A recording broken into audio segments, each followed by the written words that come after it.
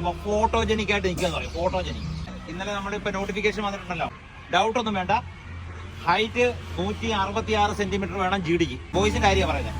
ടെക്നിക്കലിന് 165 centimetre, clerk and SKT 162 centimetre, ട്രേഡ്സ്മാനും 166 centimetre. Height എന്നുള്ളതല്ല വിഷയം, നമ്മൾ ഇതിനെ എങ്ങനെ മാനേജ് ചെയ്യുന്നു എന്നുള്ളതാണ് വിഷയം. ചെറിയ ഹൈറ്റ് വേരിയേഷൻ ഉള്ളവർക്ക് വേണ്ടിയിട്ടാണ് ഈ മെയിൻ പോയിന്റ് ആയിട്ട് ഞാൻ ഈ പറയുന്നത്. ഓക്കെ, ഇപ്പൊ തന്നെ ഇവന്റെ ഹൈറ്റ് എന്ന് പറയുന്നത് 167 സെന്റിമീറ്റർ ഉണ്ട്.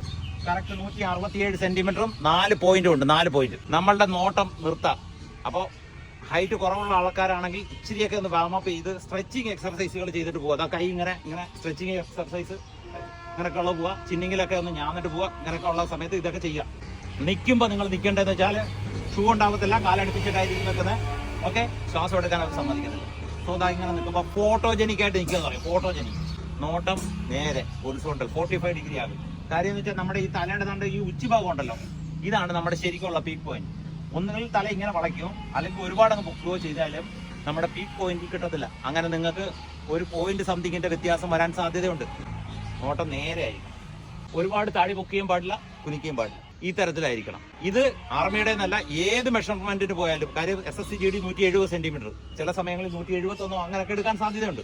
അപ്പോഴും നമ്മൾ എന്താണ്, ഒന്ന് സ്ട്രെച്ച് ചെയ്തിട്ട് പോവുക, ഇതേപോലെ പോയി നിൽക്കുക. അല്ല, ഹൈറ്റ് നല്ല കോൺഫിഡൻസ് ഉള്ളവരാണെങ്കിൽ കുഴപ്പമില്ല.